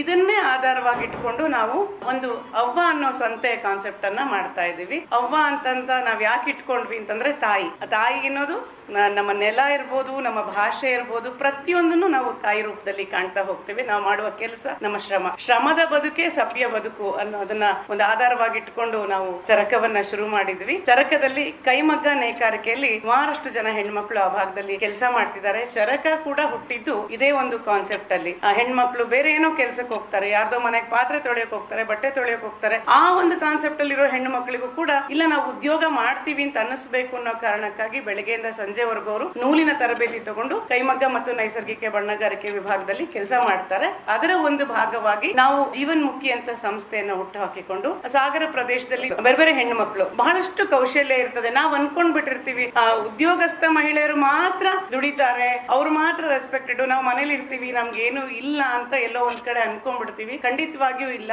ನಮಗಿರುವ ಒಂದು ಕೌಶಲ್ಯವನ್ನ ಬಳಸ್ಕೊಂಡು, ಉದಾಹರಣೆಗೆ ಬಹಳ ಸಿಂಪಲ್ ಆಗಿ ಸರಳವಾಗಿ ನಾವೆಲ್ಲ ಅಡ್ಗೆ ಮಾಡ್ತೀವಿ. ಹೆಣ್ಮಕ್ಳು ಅಡ್ಗೆ ಮಾಡಿಯೋ ನಾವು ಮನೇಲಿ ಇರೋದೇ ಅಡ್ಗೆ ಮಾಡೋಕೆ, ನಾವು ಮಾಡ್ ಹಾಕಕ್ಕೆ ಅಂತಾನೆ ಅನ್ಕೋತಿರ್ತೀವಿ. ಆ ಮಾಡ್ ಹಾಕೋಕೆ ಅನ್ನೋ ಪದನೇ ನಾವು ಸ್ವಲ್ಪ ವಿಭಿನ್ನವಾಗಿ ಯೋಚನೆ ಮಾಡಿಕೊಂಡು ನಮ್ಮ ಪ್ರದೇಶದಲ್ಲಿ, ನಮ್ಮ ಕುಟುಂಬದಲ್ಲಿ ಹಿಂದಿಂದ ಮಾಡಿರುವ ಸಾಂಪ್ರದಾಯಿಕ ತಿನಿಸುಗಳು ಏನಿದೆ ಅನ್ನೋದನ್ನ ಗುರ್ತು ಮಾಡ್ಕೊಂಡು ಅದನ್ನ ನಾವು ಚೆನ್ನಾಗಿ ಮಾಡ್ತೀವ, ಅಥವಾ ನಮ್ಮ ತಾಯಿ ಚೆನ್ನಾಗಿ ಮಾಡ್ತಾರ, ನಮ್ಮ ಅತ್ತೆ ಚೆನ್ನಾಗಿ ಮಾಡ್ತಾರ, ಅದನ್ನ ಇನ್ನೊಂಚೂರು ಹೇಗೆ ಇಂಪ್ರೂವ್ ಮಾಡಬಹುದು ಅಂತ ಅನ್ಕೊಂಡು ಅದನ್ನ ಟ್ರೈನಿಂಗ್ ತಗೊಂಡು 4 ಜನಕ್ಕೆ ಮಾಡೋ ಕಡೆ ನಾವು 10 ಜನಕ್ಕೆ ಮಾಡ್ಲಿಕ್ಕೆ ಸಾಧ್ಯನಾ, 20 ಜನಕ್ಕೆ ಮಾಡ್ಲಿಕ್ಕೆ ಸಾಧ್ಯನಾ, ಈ ತರ ಯೋಚನೆ ಮಾಡಿ ಏನನ್ನು ನಾವು ಮಾಡ್ತೀವಿ ಅದನ್ನ ಹೆಚ್ಚು ಪ್ರಮಾಣದಲ್ಲಿ ಮಾಡುವ ಒಂದು ಸಾಧ್ಯತೆಗಳನ್ನ ಸೃಷ್ಟಿ ಮಾಡ್ಕೊಂಡ್ರೆ ನಾವು ಮಾರುಕಟ್ಟೆನ ನಾವೇ ನಿರ್ಮಿಸ್ಕೋಬೇಕಾಗ್ತದೆ. ಇವಾಗ ಯಾರೋ ಬರ್ತಾರೆ, ಎಲ್ಲೋ ಮಾರ್ಕೆಟ್ ಸಿಗುತ್ತೆ. ಈ ತುಂಬಾ ಕಾಂಪಿಟೇಟಿವ್ ಜಗತ್ತು, ಇವಾಗ ಆನ್ಲೈನ್ ಮಾರುಕಟ್ಟೆನೂ ಶುರುವಾಗಿದೆ. ಇಂಥ ಹೊತ್ತಲ್ಲಿ ಬಹಳ ದೊಡ್ಡದೇನೋ ಹೌದು ನಾನು ಮಾಡ್ತೇನೆ, ತಯಾರು ಮಾಡ್ತೇನೆ, ನಮ್ಗೆ ಸಾಧ್ಯತೆ ಇದೆ, ಆದ್ರೆ ತಲುಪಿಸೋದು ಹೇಗೆ ಅನ್ನೋದು ಬಹಳ ದೊಡ್ಡ ಸವಾಲಿನ ಕಾಲದಲ್ಲಿ ನಮಗ್ ನಾವೇ ಅದನ್ನ ಸೃಷ್ಟಿ ಮಾಡ್ಕೊಳ್ಬೇಕು ಅನ್ನೋ ಉದ್ದೇಶದಲ್ಲಿ ನಾವು ಯಾವ ಮಹಿಳೆಯರು ಇರ್ತಾರೆ, ಈಗ ಉದಾಹರಣೆಗೆ ಅಡಿಗೆನ ನಾನು ಹೇಗೆ ಉದಾಹರಣೆ ಕೊಟ್ನೋ, ನಮ್ಮ ಮನೇಲಿ ಒಂದಿಷ್ಟು ಹಿತ್ತಲಿದೆ, ಜಾಗ ಇದೆ, ಕೆಲವು ವಸ್ತುಗಳನ್ನ ನಿಮಗೆ ಮಾತ್ರ ಚೆನ್ನಾಗಿ ಗೊತ್ತಿರುತ್ತೆ. ಅರಿಶಿನ ಪುಡಿ ಇರ್ಬೋದು ಅಥವಾ ಅರಿಶಿನ ಇರ್ಬೋದು, ಬೇರೆ ಬೇರೆ ಏನೋ ಶುಂಠಿನೋ ಸಾವಯವವಾಗಿ ಬೆಳೆಯುವಂಥದ್ದು ನಿಮಗೆ ಮಾತ್ರ ಸಾಧ್ಯತೆ ಇರುತ್ತೆ. ಅಥವಾ ಒಳ್ಳೆ ಹೂಗಳಿರ್ಬೋದು, ಹೂವಿಗೂ ಒಳ್ಳೆ ಮಾರುಕಟ್ಟೆ ಇದೆ. ಸೊ ನೀವೇನನ್ನ ಬೆಳಿತೀರಾ, ನೀವೇನನ್ನ ಸೃಷ್ಟಿ ಮಾಡಕ್ ಸಾಧ್ಯ ಇದೆ ಮನೆಯಲ್ಲಿ, ಮನೆ ಹಿತ್ತಲಲ್ಲಿ, ಮನೆಯ ಅಡುಗೆ ಮನೆಯಲ್ಲಿ ಅಥವಾ ಅಂಗಳದಲ್ಲಿ ನೀವೇನ್ ಕುತ್ಕೊಂಡು ಒಂದು ಕಸೂತಿ ಹೊಲಿಗೆ ಹಾಕ್ತೀರಾ. ಸೊ ಇವೆಲ್ಲವನ್ನು ಇಟ್ಕೊಂಡು ಇವತ್ತು ಮಾರುಕಟ್ಟೆನ ಸೃಷ್ಟಿ ಮಾಡ್ಕೊಳಕ್ ಸಾಧ್ಯ ಇದೆ. ಒಂದು ಕೃಷಿ ವಿಶ್ವವಿದ್ಯಾನಿಲಯ ಇರ್ಬೋದು ಅಥವಾ ಬೇರೆ ಬೇರೆ ಇಲಾಖೆಗಳು, ಮಹಿಳಾ ಇಲಾಖೆಗಳಿಂದನೂ ಈಗ ಎಲ್ಲ ಕಡೆನೂ ಎಕ್ಸಿಬಿಷನ್ಸ್ ಗಳು ನಡೀತಾ ಇದೆ, ವಸ್ತು ಪ್ರದರ್ಶನಗಳು, ಮಾರುಕಟ್ಟೆಗಳು ನಡೆಯುತ್ತೆ. ಅದೇ ರೀತಿ ನಾವು ಜೀವನ್ಮುಖಿ ಶುರು ಮಾಡಿ ನಮ್ಮ ಪರಿಚಿತರು ಯಾರಿದ್ದಾರೆ, ಮೆಂಬರ್ಸ್ ಯಾರಿದ್ದಾರೆ ಅಥವಾ ಹೊರಗಡೆಯವರು ಯಾರಿದ್ದಾರೆ, ನಮ್ಮ ಊರಿನ ಮಿತಿಯಲ್ಲಿ ಯಾರಿದ್ದಾರೆ ಅವ್ರಿಗೆ ಆಹ್ವಾನ ಕೊಡ್ತೇವೆ. ಸೊ ನೀವ್ ಏನನ್ನ ತಯಾರು ಮಾಡ್ತೀರಾ, ಆದ್ರೆ ಅದು ಒಂದು ಶುದ್ಧವಾಗಿರ್ಬೇಕು. ಮೊದಲನೇದಾಗಿ ಶುದ್ಧವಾಗಿರ್ಬೇಕು. ನಿಮ್ಮ ಪ್ರೈಸ್ ನೀವು ನಿಗದಿ ಮಾಡಿ ಅದಕ್ಕೆ ಸರಿಯಾಗಿ. ಆದ್ರೆ ನಾವು ಆಹಾರವನ್ನ ಕೊಡ್ತೀವಿ ಅಂದ್ರೆ ಅದಕ್ಕೆ ತುಂಬಾ ಒಳ್ಳೆಯ ರಾ ಮೆಟೀರಿಯಲ್ಸ್ ಅನ್ನ ಯೂಸ್ ಮಾಡಬೇಕು, ಒಳ್ಳೆ ಎಣ್ಣೆ ಬಳಸಬೇಕು, ಒಳ್ಳೆ ನೀರು ಬಳಸಬೇಕು, ಮೈದಾ ಸಕ್ಕರೆ ಈ ತರದನ್ನ ಕಡಿಮೆ ಬಳಸಬೇಕು ಅನ್ನೋ ಒಂದು ಕಾನ್ಸೆಪ್ಟ್ ಗಳನ್ನ ಇಟ್ಕೊಂಡು ನಾವು ಶುರು ಮಾಡ್ತೇವೆ. ಆ ನಿಟ್ಟಲ್ಲಿ ಅವರು ಮನೆಯಿಂದ ಆಹಾರಗಳನ್ನು ತಯಾರು ಮಾಡ್ಕೊಂಡ್ ಬರ್ತಾರೆ. ಬೆಳಗ್ಗೆಯಿಂದ ಸಂಜೆವರೆಗೂ ನಾವು ಅದನ್ನ ಮೊದಲೇ ಪತ್ರಿಕೆಯಲ್ಲಿ ಪ್ರಕಟಣೆಗೊಳಿಸಿ ಇವತ್ತು ಸಂತೆ ಇದೆ, ಬನ್ನಿ ನಮ್ಮ ಹೆಣ್ಮಕ್ಳು ಈ ತರದ ಅಡುಗೆಗಳನ್ನ ಮಾಡ್ತಾರೆ. ನಮ್ದು ಮಲೆನಾಡಿನಲ್ಲಿ ಪ್ರಸಿದ್ಧವಾಗಿರುವಂತಹ ಅಡುಗೆಗಳನ್ನ ಮಾಡ್ತಾರೆ. ಅವ್ರಿಗೆ ಅಲ್ಲಿನ ಭಾಗಕ್ಕೆ ಬೇಕಾದಂತಹ ಗಿಡಗಳಿರ್ಬೋದು, ಹೂಗಳಿರ್ಬೋದು, ತರಕಾರಿಗಳಿರ್ಬೋದು ಬೆಳೆದವ್ರು ತಗೊಂಡ್ ಬರ್ತಾರೆ. ಎಷ್ಟೋ ಸಲ ಸಣ್ಣ ಸಣ್ಣ ಗಿಡಗಳು ಕಟಿಂಗ್ ಮಾಡಿ ನಮಗೆ ಇದ್ ಮಾಡಕ್ ಬರಲ್ಲ ಬೇರೆಯವ್ರಿಗೆ, ಸೊ ತಗೊಂಡ್ ಬರ್ತಾರೆ ಮಾಡ್ಬಿಟ್ಟು, ಸೊ ಅದನ್ನ ಮಾರಾಟಕ್ಕೆ ಇಡ್ತಾರೆ. ಸೊ ನಾವು ಮನೇಲಿ ಗಿಡಗಳು ಒಂದೊಂದು ಕಟಿಂಗ್ ಎಸ್ತು ಬಿಡ್ತೀವಿ, ತೆಗೆದು ಜಾಸ್ತಿ ಆದ್ರೆ ಅದನ್ನೇ 20 ಪ್ಯಾಕೆಟ್ ಏನು ಎಸಿಲಿಕ್ಕೆ ಅಂತ ಕಟ್ ಮಾಡಿರುವಂತಹ 20 ಕಟಿಂಗ್ಗಳನ್ನ ತಗೊಂಡ್ ಬಂದು ಪ್ಯಾಕ್ ಮಾಡಿ ಮಾರಿದ್ರೆ ಅದಕ್ಕೇನು ಮನೇಲಿ ಎಸ್ತ್ರೆ ಏನು ಇಲ್ಲ, ಒಂದ್ ಗಿಡಕ್ಕೆ ಗೊಬ್ಬರ ಆಗತ್ತೆ, ಏನು ಇಲ್ಲ ಅಲ್ಲ, ಎಸ್ತ್ರೆ ಗೊಬ್ಬರ ಆಗಿರುತ್ತೆ. ಅದನ್ನ ತಗೊಂಡ್ಬಂದು ಒಂದು ಗಿಡಕ್ಕೆ 50 ರೂಪಾಯಿ ಹಾಗೆ ಮಾರಿದ್ರು 20 ಗಿಡಗಳಾಗಿರುತ್ತೆ. ಇದು ಉದಾಹರಣೆ. ಈ ತರದ್ದು ತುಂಬಾ ಸಾಧ್ಯತೆಗಳಿದೆ. ನಿಮಗೆ ಚೆನ್ನಾಗಿ ಒಂದು ಅಡ್ಗೆ ಮಾಡಕ್ ಬರುತ್ತೆ ಅಂತಂದ್ರೆ ನೀವು ಮನೆಯವ್ರಿಗೆ ಬಡಿಸಿರ್ತೀರಾ, ಖುಷಿ ಆಗಿರುತ್ತೆ. ಬಂದು ನೆಂಟ್ರಿಗೆ ಬಡಿಸ್ತೀವಿ, ಅದು ಖುಷಿ ಆಗಿರುತ್ತೆ. ಅದನ್ನೇ ನಾವು ಉದ್ಯಮವನ್ನಾಗಿ ಮಾಡ್ಕೊಡುವ ಸಾಧ್ಯತೆ ತುಂಬಾ ಇದೆ. ನೀವು ಒಂದ್ ಹೋಳಿಗೆ ಮಾಡ್ತೀರಾ, ಒಂದ್ ಕರ್ಜೆಕಾಯಿ ಮಾಡ್ತೀರಾ ಅಥವಾ ಒಂದ್ ರವಾ ಉಂಡೆ ಮಾಡ್ತೀರಾ, ಜಾಸ್ತಿ ಪ್ರಮಾಣದಲ್ಲಿ ಮಾಡಿ ತನ್ನಿ, ಅದನ್ನ ಮಾರುಕಟ್ಟೆಯಲ್ಲಿ ಮಾಡಿ, ಅದಕ್ಕೆ ಸ್ವಲ್ಪ ಶ್ರಮ ಪಡ್ಬೇಕಾಗ್ತದೆ. ಆದ್ರೆ ಅದನ್ನ ಮಾಡಿದ್ರೆ ಖಂಡಿತವಾಗಿಯೂ ಸಕ್ಸಸ್ ಆಗಕ್ಕೆ ಸಾಧ್ಯತೆ ಇದೆ. ಈಗಂತೂ ತುಂಬಾ ಜನ ನಗರ ಪ್ರದೇಶದವರು ಹುಡುಕೊಂಡು ಬರ್ತಾರೆ. ಈಗ ನೋಡಿ ಹೇಗಿದೆ ಅಂತಂದ್ರೆ, ಮೊದಲೆಲ್ಲ ಹೋಟೆಲ್ ತರ ಊಟ ಮಾಡ್ಬೇಕು, ಹೋಟೆಲ್ ತರ ಕಾನ್ಸೆಪ್ಟ್ ಅಂತ, ಈಗ ಎಲ್ಲವೂ ಮನೆ ತರ ಅಂತ ಹುಡ್ಕೊಂಡ್ ಬರ್ತಾರೆ. ನೀವು ಮಾಲ್ಗಳಲ್ಲಿ ಹೋದ್ರೆ ಒಳಗಡೆ ಗುಡಿಸಲು ಹಾಕಿರ್ತಾರೆ, ಗುಡಿಸಲನ್ನೇ ತೆಗೆದು ಮಾಲ್ ಮಾಡಿರ್ತಾರೆ, ಅದು ಬೇರೆ ಪ್ರಶ್ನೆ. ಅಲ್ಲಿ ಹೋಗಿ ಮಕ್ಕಳಿಗೆ ಕರ್ಕೊಂಬಂದು ನೋಡಿ ಇದು ಗುಡಿಸಲು ಹೀಗಿರುತ್ತೆ ಅಂತ ತೋರಿಸುವಂತ ಒಂದ್ ಕಾಲ್ಗಟ್ಟಕ್ಕೆ ನಾವು ಬಂದು ಇಟ್ಕೊಂಡಿದೀವಿ. ಹಾಗಾಗಿ ಮತ್ತೆ ಮತ್ತೆ ನಾವು ಮಣ್ಣನ್ನೇ ಹುಡುಕೊಂಡು ಬದುಕ್ತಾ ಇದೀವಿ. ಸಾವಯವ ಎಷ್ಟೋ ಸಲ ಸಾರಿ ಟು ಸೇ ಸಾವಯವ ಅಂತ ಅನ್ನೋದು ಹೇಗಾಗೋಗಿದೆ ಅಂತಂದ್ರೆ, ಆ ಹೆಸರಲ್ಲಿ ಏನನ್ ಕೊಟ್ರು ಬೆಂಗಳೂರಲ್ಲಿ ಸೇಲ್ ಆಗ್ಬಿಡುತ್ತೆ ಬ್ಲೈಂಡ್ ಆಗಿ. ಸೊ ಆ ಬೆಂಗಳೂರವರು ಅಥವಾ ದೊಡ್ಡ ದೊಡ್ಡ ನಗರ ಪ್ರದೇಶದಲ್ಲಿ ಹಂಗಾಗಿದೆ. ಬಟ್ ಇನ್ನು ಈ ಭಾಗದಲ್ಲಿ ಆ ತರದಕ್ಕೆ ಬಂದಿಲ್ಲ. ಸಾವಯವ ಅಂತಂದ್ರೆ ನಾವು ನೈಸರ್ಗಿಕವಾದನ್ನೇ ಕೊಡುವಂತಹ ಮನಸ್ಥಿತಿಯಲ್ಲಿ ಇದೀವಿ, ತಗೊಳ್ಳೋ ಮನಸ್ಥಿತಿಯಲ್ಲಿ ಇದ್ದಾರೆ ಜನ. ಹಾಗಾಗಿ ಆದಷ್ಟು ನಾವು ವಿಷ ಮುಕ್ತ, ರಾಸಾಯನಿಕ ಮುಕ್ತವಾಗಿ ಬೆಳೆಯನ್ನ ಬೆಳೆದ್ರೆ ಅದು ಎಷ್ಟು ಕಷ್ಟ ಅನ್ನೋದು ನಮಗ್ ಗೊತ್ತು. ಭೂಮಿಯನ್ನ ನೆಚ್ಕೊಂಡು ಜೀವನ ಮಾಡೋರಿಗೆ ನಾವು ಹಿಂಗ್ ಹೇಳೋದು ಎಷ್ಟು ಕಷ್ಟ ಅಂತ ಗೊತ್ತು. ನಮ್ಮ ಭೂಮಿಗೇನೆ ನಾವು ರಾಸಾಯನಿಕವನ್ನು ಕೊಟ್ಟು ಅಭ್ಯಾಸ ಮಾಡ್ಬಿಟ್ಟಿದ್ದೀವಿ. ಆ ಮಟ್ಟಕ್ಕೆ ನಾವು ಬಂದು ನಿಂತಿದ್ದೀವಿ. ಹಂಗಿರುವಾಗ ಸೊ ಅದನ್ನ ಏನ್ ಮಾಡಬೇಕು, ಹೇಗೆ ಅದನ್ನ ಇಂಪ್ರೂವ್ ಮಾಡ್ಕೋಬೇಕು ಅನ್ನೋದು ನಿಮಗೆ ಬಿಟ್ಟಂತ ವಿಷಯ. ನಾವು ಕಳೆ ತೆಗಿಯೋಕ್ಕೂ ಕೂಡ ಕಳೆನಾಶಕಗಳನ್ನ ಬಳಸ್ತಾ ಇರೋದು, ನಮಗ್ ನಾವೇ ವಿಷವನ್ನ ತಿಂದಂಗೆ ಅನ್ನೋದು ನಿಮ್ಗೆಲ್ರಿಗೂ ಗೊತ್ತಿರೋಂಥ ವಿಚಾರ. ಸೊ ಇದಕ್ಕೆ ಆಲ್ಟರ್ನೇಟಿವ್ ಆಗಿ ನಾವು ನೈಸರ್ಗಿಕವಾಗಿ ಏನನ್ನ ಮಾಡ್ಬೋದು, ರಾಸಾಯನಿಕ ಮುಕ್ತವಾಗಿ ಏನನ್ನ ಬೆಳಿಬೋದು, ಅದ್ರ ಜೊತೆಲಿ ಮುಂದಿನ ಪೀಳಿಗೆಗೆ ನಾವು ಬಿಟ್ಟೋಗ್ಬೇಕಾಗಿರೋದು ಅದೇನೆ, ಇನ್ನೇನು ಅಲ್ಲ ಅಂತ ಅನ್ನೋದ್ರ ಜೊತೆಲಿ ಸೊ ಆ ಥರದನ್ನ ನಾವು ಬೆಳೀತಾ ಹೋದ್ರೆ, ಆ ಥರದನ್ನ ಮಾಡ್ತಾ ಹೋದ್ರೆ ಖಂಡಿತವಾಗಿಯೂ ಮಾರುಕಟ್ಟೆಗೆ ಬಹಳ ದೊಡ್ಡ ಸ್ಪೇಸ್ ಇದೆ. ಅಡಿಕೆ ಬೆಳೆಗಾರರು ಏನೆಲ್ಲ ಸಾಧ್ಯತೆಗಳನ್ನ ಮಾಡಿದ್ದಾರೆ. ಅಡಿಕೆ ಬಿಡಿ, ಅಡಿಕೆ ಎಲ್ಲೆಲ್ಲಿಗೆ ಹೋಗ್ತದೆ ಅದು ಬೇರೆ ವಿಷಯ. ಅಡಿಕೆಯಿಂದ ಏನ್ ಮಾಡ್ತಾರೆ ಬೇರೆ ಇರ್ಬೋದು. ಅಡಿಕೆ ಹಾಳೆದ ತಟ್ಟೆ ಮಾಡ್ತೇವೆ, ಅಡಿಕೆಯಿಂದ ಚೊಗರು ಗೊತ್ತಲ್ವಾ, ಅದರಿಂದ ನಮ್ಮ ನೈಸರ್ಗಿಕ ಬಣ್ಣಗಾರಿಕೆಗೆ ಅದನ್ನು ಬೆಳೆಸ್ತಾ ಇದೀವಿ. ಹೆಚ್ಚಿನ ಪ್ರಮಾಣದಲ್ಲಿ ನಮ್ದು ನ್ಯಾಚುರಲ್ ಡೈಯಿಂಗಿಗೆ ಬಳಸ್ತಾ ಇರೋದು ನಾವು ಅಡಿಕೆ ಚೊಗರನ್ನ. ಇವೆಲ್ಲವನ್ನ ಮೀರಿ ನಮ್ಮ ಸಾಗರದ ಕೆಲವು ಹೆಣ್ಣು ಮಕ್ಕಳು ಇನ್ನೊಂದು ಪ್ರಯತ್ನವನ್ನ ಮಾಡಿದ್ರು. ಅದ್ ನಾನು ನಿಮಗೆ ಹೇಳ್ಬೇಕು ಅಂತ ಅನ್ಕೊಂಡೆ. ಕಳೆದ ವರ್ಷ ಮಳೆ ತುಂಬಾ ಬಂತು, ಚಿಗುರು ಅಡಿಕೆಗಳು ಬೀಳಕ್ ಶುರುವಾಯ್ತು. ತುಂಬಾ ಚಿಗುರು ಅಡಿಕೆಗಳು ಬಿದ್ದಾಗ ಏನ್ ಮಾಡೋದು, ಏನಕ್ಕೂ ಬರಲ್ಲ ಇದು, ಇತ್ಲಾಗೆ ಪೂರ್ತಿ ಇದಾಗಿಲ್ಲ ಅಂತಂದು ಹೊತ್ತಲ್ಲಿ ನಮ್ಮ ಹೆಣ್ಮಕ್ಳು ಒಂದು ಪ್ರಯತ್ನ ಮಾಡ್ತಾರೆ. ಅವುಗಳಲ್ಲಿ ಎಳೆ ಇದರಲ್ಲಿ ಉಪ್ಪಿನಕಾಯಿ ಮಾಡಿ ತುಂಬಾ ಚಂದವಾದಂತ, ಅದನ್ನ ಗೊತ್ತೇ ಆಗಲ್ಲ. ಈ ಹಸಿ ಶುಂಠಿಯಲ್ಲಿ ಉಪ್ಪಿನಕಾಯಿ ಮಾಡಿದಾಗ ಬರುತ್ತಲ್ಲ, ಆ ತರದ ಒಂದು ರುಚಿ, ಆ ತರದ ಒಂದು ಸಾಧ್ಯತೆ ಅದರಲ್ಲಿ ಕಂಡಿಡ್ಕೊಂಡ್ರು. ಸೊ ನಮ್ ಸಂತೆಗೆ ಇದೇ ತರ ಅದು ಅಡಿಕೆ ಉಪ್ಪಿನಕಾಯಿ ಇಟ್ಟಾಗ ಬಂದು ಕೇಳಿದ್ರು, ಅಮ್ಮ ದೊಡ್ಡ ಪ್ರಮಾಣದಲ್ಲಿ ಮಾಡ್ಕೊಡಿ, ಇದು ಬಹಳ ದೊಡ್ಡ ಅಡಿಕೆ ಮಾರುಕಟ್ಟೆಯಲ್ಲಿ ಒಂದು ದೊಡ್ಡ ಸಾಧ್ಯತೆಗಳನ್ನೇ ಸೃಷ್ಟಿ ಮಾಡೋ ಹಾಗಿದೆ ಅಂತ ಹೇಳಿ ಹೋದ್ರು. ರೈತರು ಬಂದಿದ್ರು, ರೈತ ಸಂಘಟನೆಯವರೆಲ್ಲರೂ.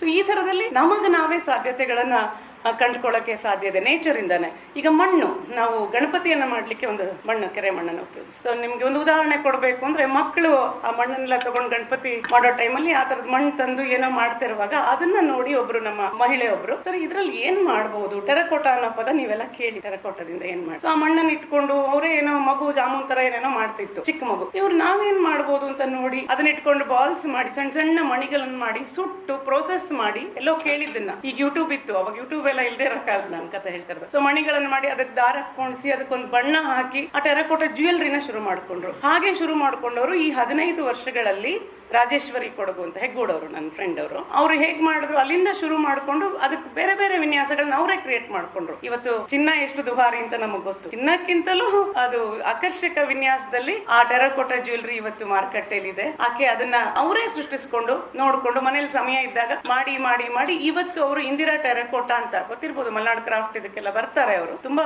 ಹೊರದೇಶಗಳಿಗೆ ಅವರ ವಸ್ತುಗಳು ಹೋಗ್ತಾ ಇದೆ. ಬೇಕಾದಷ್ಟು ಅವರು 150ಕ್ಕೂ ಹೆಚ್ಚು ಟ್ರೈನಿಂಗ್ ಪ್ರೋಗ್ರಾಮ್ಗಳನ್ನ ಮಾಡಿದ್ದಾರೆ. ಅಂದ್ರೆ ನಮ್ಮ ಮಹಿಳೆಯರು ಯೋಚನೆ ಮಾಡಿದ್ರೆ ಏನೆಲ್ಲ ಸಾಧಿಸ್ಲಿಕ್ಕೆ ಸಾಧ್ಯತೆಗಳಿದೆ ಅನ್ನೋದಕ್ಕೆ ನಾನು ಉದಾಹರಣೆಯನ್ನ ಸಣ್ಣದಾಗಿ ಹೇಳಿದ್ದು. ಅದೇ ರೀತಿ ನೀಲಿ ಲೋಹಿತ್ ಅಂತ ಒಬ್ಬ ಹೆಣ್ಮಗಳು, ನೀವು ಯೂಟ್ಯೂಬ್ ಅಲ್ಲಿ ನೋಡಿದ್ರೆ ಗೊತ್ತಾಗ್ತದೆ ನಿಮ್ಗೆ. ಈಗ ಗೊತ್ತಾಗದೇ ಇರೋ ವಿಚಾರ ಏನೂ ಇಲ್ಲ. ಕೋವಿಡ್ ಸಂದರ್ಭದಲ್ಲಿ ದಿಢೀರ್ ಅಂತ ಅವರ ಪತಿ ತೀರ್ ಹೋಗ್ತಾರೆ. ಏನು ಮಾಡೋದು, ನನಗೇನು ಬೇರೆ ಕೆಲಸ ಬರಲ್ಲ ಅಂತಿದ್ದಾಗ ಈ ಟೆರಕೋಟದ ಒಂದು ಸಣ್ಣ ಪರಿಚಯ ಇತ್ತು. ಕೇವಲ 4 ವರ್ಷಗಳ ಬದಲಾವಣೆ. ಆಕೆ ಮನೆಯಲ್ಲಿ ಕೂತ್ಕೊಂಡು ಅಳ್ತಾ 15 ದಿನ ಆ ನೋವಲ್ಲೇ ಇದ್ದವ್ರಿಗೆ ಒಂದು ದಿನ ಅನ್ಸುತ್ತೆ, ಯಾರು ಸತ್ತವರಿಂದ ಸಾಯಕ್ಕಾಗಲ್ಲ, ಬದುಕಬೇಕು, ಬದುಕಕ್ಕೆ ಒಂದು ನಾನು ಬದುಕಬೇಕು, ನಮ್ಮ ಮಕ್ಕಳನ್ನ ಸಾಕಬೇಕು, ಏನಾದ್ರೂ ಮಾಡೋಣ ಅಂತ ಹೇಳಿ ಅದನ್ನ ಇನ್ಸ್ಪೈರ್ ಆಗಿ ತಗೊಂಡು, ಅವ್ರ ಗಂಡ ಬದುಕಿದಾಗ ಯಾವಾಗ್ಲೂ ಹೇಳ್ತಿದ್ರಂತೆ ಏನಾದ್ರೂ ಮಾಡ್ಬೋದು ನೀನ್, ಈ ತರ ಇಂಟ್ರೆಸ್ಟ್ ಆಗಂತ. ಅದನ್ನೇ ಇನ್ಸ್ಪೈರ್ಡ್ ಆಗಿ ಇಟ್ಕೊಂಡು ಆಕೆ, ಅವ್ರೇ ನಂಗೆ ವೈಯಕ್ತಿಕವಾಗಿ ಪರಿಚಯ ಇಲ್ಲ, ಅದನ್ನ ಇಟ್ಕೊಂಡು ಅವರು ಶುರು ಮಾಡ್ಕೊಂಡಿದ್ದು ಇವತ್ತು ಕಳೆದ 3.5 ವರ್ಷಗಳಲ್ಲಿ ಎಷ್ಟು ದೊಡ್ಡ ಉದ್ಯಮವಾಗಿ ಬೆಳೆದಿದ್ದಾರೆ ಅಂತಂದ್ರೆ, ನೀವು ಅದನ್ನ ಲಿಂಕ್, ನಾನು ಯಾಕೆ ಹೆಸರು ಹೇಳಿದೆ ಅಂದ್ರೆ, ಆ ಹೆಸರಿನಲ್ಲಿ ಇನ್ಸ್ಟಾಗ್ರಾಮ್ ಸಾಮಾಜಿಕ ಜಾಲತಾಣಗಳನ್ನ ನೋಡಿದ್ರೆ ಅವರ ಕಥೆಯನ್ನ ನೀವು, ಯಶೋಗಾಥೆಯನ್ನ ನೀವು ನೋಡ್ಬಿಟ್ಟು ಇನ್ಸ್ಪೈರ್ ಆಗ್ಬೋದು ಅನ್ನೋ ಕಾರಣಕ್ಕಾಗಿ ನಾನು ಹೇಳಿದೆ. ಸೊ ಇದು ಈ ತರದ ತುಂಬಾ ಘಟನೆಗಳಿದಾವೆ, ಈ ತರದ ತುಂಬಾ ಹೆಣ್ಣು ಮಕ್ಕಳು. ಯಾಕಂದ್ರೆ ಹೆಣ್ಣು ಮಕ್ಕಳಿಗೆ ಏನಾದ್ರು ಮಾಡ್ಬೇಕು ಅಂತ ಅನ್ಸಿದಾಗ ಖಂಡಿತವಾಗಿ ಅವ್ರನ್ನ ನಿಲ್ಸೋಕೆ ಸಾಧ್ಯ ಇಲ್ಲ. ಒಂದು ಛಲ ಅಷ್ಟೇ ಬೇಕಾಗಿರೋದು. ಮಾಡ್ಲಿಕ್ಕೆ ತುಂಬಾ ಸಾಧ್ಯತೆಗಳಿದೆ. ನೀವು ಮನಸ್ಸು ಮಾಡಬೇಕು. ಜೊತೆಲಿ ಕುಟುಂಬದ ಜವಾಬ್ದಾರಿ ಇರ್ತದೆ. ಕುಟುಂಬದ ಜವಾಬ್ದಾರಿಗಳನ್ನ ನಿರ್ವಹಿಸುತ್ತಾನೆ ಏನಾದ್ರೂ ಮಾಡ್ಲಿಕ್ಕೆ ಸಾಧ್ಯತೆಗಳಿದ್ದಾಗ ಖಂಡಿತವಾಗಿಯೂ ಮಾಡಬಹುದು. ಎಲ್ಲಿ ಅಂದ್ರೆ ಅಲ್ಲಿ ಕುಟುಂಬದ ಜೊತೆಲೂ ನಾವು ಸಾಮರಸ್ಯವನ್ನ ಇಟ್ಕೊಂಡು ಕನ್ವಿನ್ಸ್ ಮಾಡ್ಕೋತಾನೆ ನಿಮಗೆ ಸಿಕ್ಕ ಅವಕಾಶಗಳನ್ನ, ತರಬೇತಿಗಳನ್ನ ನೀವು ಬಳಸ್ಕೊಂಡು ಖಂಡಿತವಾಗಿಯೂ ದೊಡ್ಡ ಉದ್ಯಮಿಗಳಾಗುವ ಎಲ್ಲ ಸಾಧ್ಯತೆಗಳು ಇದೆ. ಬಹಳ ದೊಡ್ಡ ಉದ್ಯಮ ಅನ್ನಕ್ಕಿಂತ ಗಾಂಧಿಯವರು ಒಂದು ಮಾತು ಹೇಳ್ತಾರೆ, ಆಸೆಗಳನ್ನು ಪೂರೈಸಬಹುದು ಹೊರತು ದುರಾಸೆಗಳನ್ನಲ್ಲ ಅಂತ ಹೇಳಿ. ಸೊ ಅದನ್ನು ಕೂಡ ನಾವು ನೆನ್ಪಿಟ್ಕೊಂಡು ನಮ್ಮ ಮಿತಿ, ನಾವು ಹೇಗೆ ಸರಳವಾಗಿ ನಮ್ಮ ಬದುಕನ್ನು ಸೃಷ್ಟಿಸಿಕೊಳ್ಳಕ್ಕೆ ಏನೆಲ್ಲ ಬೇಕು ಅನ್ನೋದನ್ನ, ಮತ್ತೆ ನಮ್ಮ ಮುಂದಿನ ಪೀಳಿಗೆಗೆ ನಮ್ಮನ್ನ ನೋಡಿ ಅವ್ರು ಏನು ಕಲಿತಾರೆ, ಏನನ್ನ ಕೊಟ್ಟು ಹೋಗ್ತೀವಿ ಅನ್ನೋದನ್ನ ನಾವು ಬಿಟ್ಟು ಹೋಗ್ಬೇಕಾಗ್ತದೆ. ಆ ಒಂದು ನಿಟ್ಟಿನಲ್ಲಿ ನಿಮ್ಗೆ ತುಂಬಾ ಸಾಧ್ಯತೆಗಳಿದೆ. ನಿಮಗೆ, ನಮಗೆ, ನನ್ನನ್ನು ಸೇರಿಸಿ ಅದನ್ನ ಮಾಡ್ಕೋತಾ ಹೋಗೋಣ. ನಮ್ಮ ಈ ಹೊತ್ತಿನ ಕಾಲದ ಒಂದು ಅಡ್ವಾಂಟೇಜ್ ಏನು ಅಂತಂದ್ರೆ, ನಮಗೆ ಈ ತರದ ಕಾರ್ಯಕ್ರಮಗಳು ಸಿಗ್ತಾ ಇದೆ. ಕಳೆದ 20 ವರ್ಷಗಳಿಂದ ಈ ತರದ ಸಾಧ್ಯತೆಗಳು ತುಂಬಾ ಕಡಿಮೆ ಇತ್ತು. ಕೃಷಿ ವಿಶ್ವವಿದ್ಯಾನಿಲಯ ತುಂಬಾ ಕೆಲಸಗಳನ್ನ ಮಾಡ್ತಾ ಇರುತ್ತೆ, ಮಹಿಳಾ ಇಲಾಖೆಗಳು ಮಾಡುತ್ತೆ, ಮತ್ತೆ NGOಗಳು ಕೂಡ ಮಾಡ್ತಾ ಇದೆ. ತೆರೆದ ಅವಕಾಶಗಳಿದೆ. ಎಲ್ಲಕ್ಕಿಂತ ಹೆಚ್ಚಾಗಿ ನಿಮಗೆ ಆನ್ಲೈನ್ ಅಲ್ಲಿ ಇವತ್ತು ಆನ್ಲೈನ್ ಮಾರ್ಕೆಟಿಂಗ್ ಕೂಡ ಇದೆ. ಬಟ್ ಏನಪ್ಪಾ ಅಂತಂದ್ರೆ, ಇವತ್ತು ಆನ್ಲೈನ್ ಮಾರುಕಟ್ಟೆ ನಮಗೆ ನಮ್ಮ ಪ್ರಾಡಕ್ಟಿನಷ್ಟೇ ಮುಖ್ಯವಾಗಿ ಪ್ಯಾಕಿಂಗ್ ಅನ್ನು ಬಯಸುತ್ತೆ. ಅದು ಕೂಡ ನಾವು ಗಮನದಲ್ಲಿ ಇಟ್ಕೋಬೇಕು. ಯಾಕಂದ್ರೆ ಪ್ಯಾಕಿಂಗ್ ಅದು ನಮಗೆ ಬರಲ್ಲ. ಗ್ರಾಮೀಣ ಮಟ್ಟದ ಹೆಣ್ಮಕ್ಳಿಗೆ ಏನು ಸಮಸ್ಯೆ ಏನು ಅಂತಂದ್ರೆ, ನಮ್ಮ ಉತ್ಪನ್ನಗಳನ್ನ ನಾವು ತುಂಬಾ ಚೆನ್ನಾಗಿ ತಯಾರು ಮಾಡ್ತೇವೆ, ಅದನ್ನ ಪ್ರೊಡಕ್ಷನ್ ಮಾಡೋದು, ಅದನ್ನ ಪ್ಯಾಕಿಂಗ್ ಮಾಡೋದು ಹೇಗೆ, ಪೋಸ್ಟಿಂಗ್ ಮಾಡೋದು ಹೇಗೆ ಗೊತ್ತಿರಲ್ಲ. ಆ ಥರದ ಟ್ರೈನಿಂಗ್ಗಳನ್ನು ನಾವು ತಗೋಬೇಕಾಗ್ತದೆ. ಖಂಡಿತವಾಗಿಯೂ ಅದಕ್ಕೆಲ್ಲವೂ ಇವತ್ತು ಅವಕಾಶ ಇದೆ. ಆನ್ಲೈನಲ್ಲಿ ಕೂಡ ಟ್ರೈನಿಂಗ್ ಸಿಗ್ತದೆ. ಆದರೆ ಈ ಥರದ ಟ್ರೈನಿಂಗ್ಗಳೇ ತುಂಬಾ ಮುಖ್ಯ. ನಮ್ಗೆಲ್ಲವನ್ನು ಕಲಿಸ್ತಾ ಹೋಗುತ್ತೆ. ಅದನ್ನೆಲ್ಲ ಕಲ್ತ್ಕೊಳ್ತಾ ನಾವು ಮುಂದುವರ್ತಾ ಹೋಗೋಣ. ಇವತ್ತು ಶಿಕ್ಷಣ ಮತ್ತೆ ವಯಸ್ಸು, ನಾವೆಲ್ಲ ಅನ್ಕೊಂಡ್ಬಿಡ್ತೀವಿ, ಒಂದು ಮಹಿಳೆಯರು 40+ ಆದ ತಕ್ಷಣ ಅಯ್ಯೋ ನಾನು ಓದ್ಬೇಕಾಗಿದ್ದನ್ನು ಓದ್ಲಿಲ್ಲ, ಏನಪ್ಪಾ ಮಾಡೋದು, ನನ್ನ ವಯಸ್ಸು ಇಷ್ಟ ಆಗಿದೆ ಅಂತ ಅನ್ಕೋತೀವಿ. ಖಂಡಿತವಾಗಿಯೂ ವಯಸ್ಸಾಗ್ಲಿ, ಶಿಕ್ಷಣ ಅಂದ್ರೆ ಕಾಲೇಜು ಶಿಕ್ಷಣ ಅಥವಾ ಸ್ಕೂಲ್ ಶಿಕ್ಷಣ, ಅದಕ್ಕಿಂತ ಮೀರಿದ್ದು ಬದುಕಿನ ಶಿಕ್ಷಣ, ಬದುಕಿನ ಅನುಭವ, ಅದು ನಮಗೆ ಬಹಳಷ್ಟನ್ನ ಕಲಿಸ್ಕೊಡ್ತಾ ಹೋಗುತ್ತೆ. ವಯಸ್ಸು ಯಾವತ್ತೂ ನಮಗೆ ನಂಬರ್ ಅಷ್ಟೇನೆ 60 ವರ್ಷ ಆಗಿ ರಿಟೈರ್ಡ್ ಆದ ಮಾರನೇ ದಿನದಿಂದ ಡ್ರೈವಿಂಗ್ ಕಲಿಯಕ್ಕೆ ಹೋಗೋರಿದ್ದಾರೆ. ಯಾಕೆಂದ್ರೆ ಅದು ಅವಶ್ಯಕ ನಮಗೆ. ಈಗ ಮನೇಲಿ ಇರ್ತೀವಿ, ನಮ್ಗೆ ಹುಷಾರಿಲ್ಲ ಅಂದ್ರೆ ನಾವೇ ಡಾಕ್ಟರ್ ಹತ್ರ ಹೋಗ್ಬೇಕು ಅಂತ ಹೇಳಿ ಮಾರನೇ ದಿನ ಡ್ರೈವಿಂಗ್ ಕ್ಲಾಸಿಗೆ ಸೇರುವಂತವ್ರು ಇರ್ತಾರೆ. ನಿಮ್ಗೆ ಯಾಕೆ 60 ವರ್ಷ ಆಯ್ತು ಅಂತ ಅನ್ನೋದಲ್ಲ, ಬದುಕು ಪ್ರತಿ ದಿನ ಪ್ರತಿ ಕ್ಷಣ ಹೊಸದಾಗಿ ಶುರು ಹೋಗುತ್ತೆ. ಪ್ರತಿ ಸೂರ್ಯೋದಯ ಕೂಡ ನಮಗೆ ಹೊಸದನ್ನ ಕಲೀಲಿಕ್ಕೆ, ಹೊಸದಾಗಿ ಬದುಕಲಿಕ್ಕೆ, ಇವೆಲ್ಲದಕ್ಕೂ ನಮಗೆ ಬೇಕಾಗಿರೋದು ಬೇಸಿಕ್ ಆಗಿ ಒಂದು ನಮ್ಮ ಆರೋಗ್ಯ, ಮಾನಸಿಕ ಆರೋಗ್ಯ. ಅವುಗಳನ್ನ ಚೆನ್ನಾಗಿ ನೋಡ್ಕೋಬೇಕು. ಆಲೋಚನೆಗಳು ಹೇಗಿರುತ್ತೋ ಹಾಗೆ ಆರೋಗ್ಯ ಅಂತ ಅನ್ನೋದು 45-50 ವರ್ಷಕ್ಕಿಂತ ಒಳಗಿಂದು ನಮ್ಮ ಮಾನಸಿಕ ಆರೋಗ್ಯನ ನಾವು ಗಟ್ಟಿಗೊಳಿಸ್ತಾ ಹೋಗ್ಬೇಕು. ನಮ್ಗೆಲ್ರಿಗೂ ಕೂಡ ಒಂದು ಇನ್ಫೀರಿಯಾರಿಟಿ ಇರುತ್ತೆ.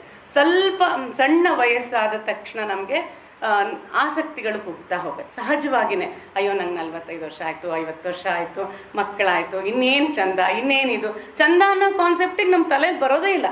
ಅಯ್ಯೋ ನಾವೇನು, ನಮ್ಮ ಮಕ್ಕಳಿದು ಈಗ ಕಾಲ, ಇನ್ನೊಬ್ರದ್ದು ಕಾಲ ಅಂತ ಅನ್ಸುತ್ತೆ. ಇಲ್ಲ, ಚಂದದ ಪರಿಕಲ್ಪನೆಯನ್ನ ನಮಗೆ ನಾವೇ ಕಟ್ಕೋಬೇಕಾಗ್ತದೆ. ಒಂದು ಸಣ್ಣ 1 ನಿಮಿಷದ ಕಥೆಯನ್ನ ಹೇಳಕ್ಕೆ ಇಷ್ಟಪಡ್ತೀನಿ ಇದಕ್ಕೆ ಸಂಬಂಧಪಟ್ಟ. ಯಾಕೆಂದ್ರೆ ಇದು ಯಾರಿಗೋ ಸ್ಫೂರ್ತಿ ಆಗ್ಬೋದು, ನನಗೆ ನಾನೇ ಸ್ಫೂರ್ತಿ ಪಡ್ಕೋಬಹುದು ಅನ್ನೋ ಕಾರಣಕ್ಕೆ. ನಮಗೆಲ್ಲ ರಾಮಾಯಣ ಗೊತ್ತಲ್ವ, ನಾನು ಕನ್ನಡಕ್ಕೆ ಹಾಕ್ಕೊಳ್ತೀನಿ. ರಾಮಾಯಣ ಎಲ್ರಿಗೂ ಗೊತ್ತಿದೆ ಅಲ್ವಾ. ರಾಮ ಹೀರೋ, ಸೀತೆ ಹೀರೋಯಿನ್ನು, ಅವೆಲ್ಲವೂ ನಮಗೆ ಗೊತ್ತಿದೆ. ಅಂತ ಹೊತ್ತಲ್ಲಿ ಒಂದ್ಸಲ ಯುದ್ಧ ಎಲ್ಲ ಮುಗಿಯುತ್ತೆ. ಯುದ್ಧ ಯಾರಿಗಾಯ್ತು ಅನ್ನೋದು ಗೊತ್ತಿದೆ, ರಾವಣಂಗೆ, ಇದಕ್ಕೆ. ಸೊ ಸೀತೆಯನ್ನ ರಾವಣ ಕಿಡ್ನಾಪ್ ಮಾಡಿರ್ತಾರೆ, ಅದೆಲ್ಲ ಆಯಿತು.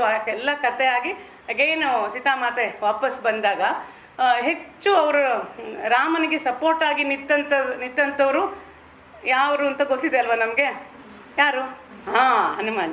ಹನುಮಾನ್ಜಿಯ ಕುಟುಂಬ ಇದೆಯಲ್ಲ, ಭಾಳ ದೊಡ್ಡ ಫ್ಯಾಮಿಲಿ ಅವ್ರದ್ದು. ಅವ್ರಿಗೆಲ್ಲ ಅನ್ಸುತ್ತೆ ಹನುಮಂತ ಮಾತ್ರ ಸೀತೆಯನ್ನು ನೋಡಿದ್ರು, ಉಳ್ದವ್ರು ಯಾರು ನೋಡಿರಲ್ಲ. ಪಾಪ ಇವ್ರು ಸೈನಿಕರಲ್ವಾ, ಡೈರೆಕ್ಟ್ ಆಗಿ ಸೀತೆಯನ್ನು ನೋಡಕ್ಕೆ ಅವಕಾಶ ಸಿಕ್ಕಿರಲ್ಲ. ಇವ್ರಿಗೆಲ್ಲ ಒಂದಿನ ಮೀಟಿಂಗ್ ಸೇರ್ಕೊಂಡು ಹೇಳ್ತಾರೆ, ಅಲ್ಲ ಸೀತಾಮಾತೆ ಹಾಗೆ ಅಷ್ಟು ದೊಡ್ಡ ಯುದ್ಧ ಆಯ್ತು, ಹೆಂಗಿರ್ಬೋದು ಸೀತಾಮಾತೆ, ಅಷ್ಟು ಚಂದ ಇರ್ಬೋದಲ್ವಾ? ಅಂದ್ರೆ ರಾವಣ ಕಿಡ್ನಾಪ್ ಮಾಡ್ಕೊಂಡು ಹೋಗೋಷ್ಟು, ಯುದ್ಧ ಆಗೋಷ್ಟು, ಸಮುದ್ರ ದಾಟಿ ನಾವೆಲ್ಲ ಕೈಕಾಲೆಲ್ಲ ಕಳ್ಕೊಳ್ಳೋಷ್ಟು ಆಗ್ಬಿಡ್ತು. ಅಷ್ಟು ನೋಡ್ಲೇಬೇಕು. ಒಂದ್ಸಲ ಹೇಗಾದ್ರೂ ಮಾಡಿ ಹನುಮಂತನ ಹತ್ರ ಹೇಳ್ತಾರೆ, ಒಂದು ಅಪಾಯಿಂಟ್ಮೆಂಟ್ ನೋಡಕ್ಕೆ ಒಂದು ಅಪಾಯಿಂಟ್ಮೆಂಟ್ ಕೊಡ್ಸು ಅಂತ ಕೇಳ್ತಾರೆ. ನೀವು ಹಂಗೆಲ್ಲ ನೋಡಕ್ಕಾಗೋದಿಲ್ಲ, ಸೀತಾಮಾತೆ ಅದೊಂದು. ಆಯ್ತಪ್ಪ ಸರಿ, ನಮ್ಮ ಜಾಗ ಎಲ್ಲಿ? ಮರದ ಮೇಲೆ. ನಾವು ಮರದ ಮೇಲೆ ಕುತ್ಕೊಂಡು ನೋಡ್ತೀವಿ, ನಾವೇನು ಹೋಗಿ ಸೀತೆ ಎದುರುಗಡೆ ಹೋಗಲ್ಲ, ಆಸ್ಥಾನಕ್ಕೆ ಹೋಗಲ್ಲ ಅಂದಾಗ ಹನುಮಂತ ಒಂದು ಇದ್ ಮಾಡ್ತಾರೆ, ಒಂದು ಕೆಲಸ ಮಾಡೋಣ, ಹಂಗಾರೆ ಸಂಜೆ ಹೊತ್ತು ವಾಯುವಿಹಾರಕ್ಕೆ ಬರ್ತಾರೆ, ವಾಕಿಂಗ್ ಬರ್ತಾರೆ ಸೀತಾಮಾತೆ 6 ಗಂಟೆ ಅಷ್ಟೊತ್ತಿಗೆ. ಅವಾಗ ನೀವೆಲ್ಲ ಮರದ ಮೇಲೆ ಕುತ್ಕೊಳ್ಳಿ, ಸೈಲೆಂಟ್ ಆಗಿ ಗಲಾಟೆ ಮಾಡಿದಂಗೆ, ಅಲ್ಲಿ ಹಣ್ಣು ಗಿಣ್ಣು ತಿಂದೆ ಇರಂಗೆ ಕೂತ್ಕೊಳ್ಳಿ, ಸೀತಾಮಾತೆ ಹಿಂಗ್ ಹೋಗಂಗೆ ಬರ್ತಾರೆ, ಅಷ್ಟೊತ್ತು ನಿಮ್ಮ ಟೈಮು ನೋಡ್ಕೋಬಹುದು ಅಂತ ಹೇಳ್ತಾರೆ. ಇವ್ರಿಗೆಲ್ಲ ಏನು ಖುಷಿ, ನಾಳೆ ನಾವು ಸೀತಾಮಾತೆ ನೋಡ್ತೀವಿ ಅಂತೇಳಿ ಇವತ್ತಿಂದ ರೆಡಿಯಾಗಿ ಎಲ್ಲ ಮರದ ಮೇಲೆ ಮಧ್ಯಾಹ್ನದಿಂದಾನೇ ಕೂತ್ಕೋತಾರೆ. ಸಂಜೆ ಬರುತ್ತೆ ಸೀತಾಮಾತೆ ಅಂತೇಳಿ ಕುತ್ಕೊಂಡು ಕಾಯ್ತಾ ಇರ್ತಾರೆ. ಸೀತಾಮಾತೆ ಅಂದರೆ ನಮ್ಮ ತಲೆಯಲ್ಲೆಲ್ಲ ಗೊತ್ತಲ್ಲ, ರಿಯಲಿ ಶಿ ಇಸ್ ಡಿಗ್ನಿಫೈಡ್ ಅನ್ನೋದು. ಅವ್ರು ಬರ್ತಾರೆ, ಸೀತೆ ಬಂದು ಎಂಟ್ರಾಗಿ ಅರ್ಧ ಗಂಟೆ ಒಂದೇ ಒಂದು ಮನಸ್ಸಲ್ಲಿ ಅವ್ರದ್ದು ಒಂದು ನಮ್ಮ ತಲೆಯಲ್ಲೆಲ್ಲ ನಾವು ಕಲ್ಪಿಸ್ಕೋಬೋದು, ಸೀತಾಮಾತೆ ಹೆಂಗೆ ಎಂಟ್ರಿ ಕೊಟ್ಟಿರ್ಬೋದು, ಹೆಂಗ್ ಹೋಗಿರ್ಬೋದು, ಅವ್ರ ಸಖಿಯರ ಜೊತೆಲಿ ಹೋಗಿ ಎಲ್ಲ ಮಾತಾಡಿ ವಾಪಸ್ ಕತ್ಲಾಗೋದಲ್ಲಿ ಸೀತಾಮಾತೆ ಹೋಗ್ತಾರೆ. ಈ 1 ಗಂಟೆ ಡ್ಯೂರೇಷನ್ ಅಲ್ಲಿ ಇವರೆಲ್ಲ ಸೀತಾಮಾತೆನ ಅಬ್ಸರ್ವ್ ಮಾಡ್ತಾರೆ. ಆಯ್ತು, ಸೀತೆ ಎಕ್ಸಿಟ್ ಆಯ್ತು, ಹೋದ್ರು ಅವ್ರ ಅರಮನೆಗೆ. ಅವ್ರು ಹೋಗ್ತಾರೆ, ಇವರೆಲ್ಲ ಮತ್ತೆ ಸಭೆ ಸೇರ್ತಾರೆ. ಸಭೆ ಸೇರಿ ಏನ್ ಅನ್ಕೊಂಡಿರ್ಬೋದು, ಅವ್ರಿಗೆ ಎಷ್ಟು ಖುಷಿಯಾಗಿರ್ಬೋದಲ್ವಾ ನೋಡಿ. ಅಷ್ಟೆಲ್ಲ ಖುಷಿ ನಡುವೆ ಒಂದು ಹೇಳ್ತಾರಂತೆ ಅವರು, ತುಂಬಾ ಚಂದ ಎಲ್ಲ, ಹೌದು ಹಂಗೆ ಹಿಂಗೆ ಎಲ್ಲ ಮಾತಾಡ್ಕೊಂಡು, ಆದ್ರೂ ಅದೇನ್ ಚಂದ ಮಾರಾಯ, ಒಂದು ಬಾಲ ಇಲ್ಲ, ಏನಿಲ್ಲ, ಅದೇನ್ ಚಂದ. ಸೀತೆಗೊಂದು ಬಾಲನೂ ಇಲ್ಲ, ಏನ್ ಚಂದ ಅಂತ ರಾವಣ ಎತ್ಕೊಂಡು ಹೋದ. ಅಂದ್ರೆ ಅವರ ದೃಷ್ಟಿಯಲ್ಲಿ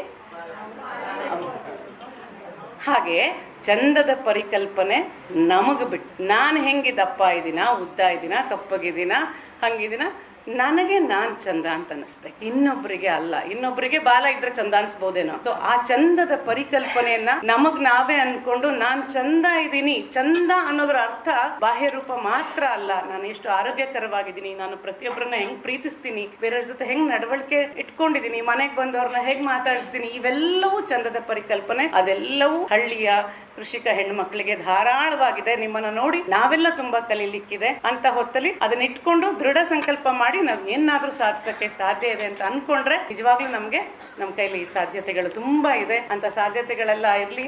ನಿಮ್ಮಿಂದ ನಾವು ತುಂಬಾ ಕಲ್ತ್ಕೊಳ್ಳೋದಿದೆ. ನಿಮ್ಮೊಂದಿಗೆ ಒಂದಿಷ್ಟು ಸಮಯ ಕಳೀಲಿಕ್ಕೆ ನನ್ಗೆ ಅವಕಾಶ ಮಾಡಿಕೊಟ್ಟಂತಹ ಸುಧಾರಾಣಿ ಮೇಡಮ್ ಅವ್ರಿಗೆ ಎಲ್ರಿಗೂ ಧನ್ಯವಾದಗಳನ್ನ ಹೇಳ್ತಾ, ಜನಪದರಲ್ಲಿ ಒಂದು ಮಾತಿದೆ, ನಾನು ಎಲ್ಲೋದ್ರೂ ಹೇಳ್ತೇನೆ, ನಿಮ್ಮೊಂದಿಗೆ ನಾವಿರಬೇಕಾದರೆ ನಿಮ್ಮ ನಡು ಒಂದಿರಬೇಕು ಅಂತ ಹೇಳಿ. ಅಂತ ಒಂದು ಅನುಬಂಧವನ್ನ ಸೃಷ್ಟಿ ಮಾಡಿಕೊಟ್ಟಂತಹ ಕಾಲೇಜಿನ ಎಲ್ರಿಗೂ ಕೂಡ ವಂದನೆಗಳನ್ನು ಹೇಳ್ತಾ, ಎಲ್ರಿಗೂ ಒಳ್ಳೇದಾಗ್ಲಿ.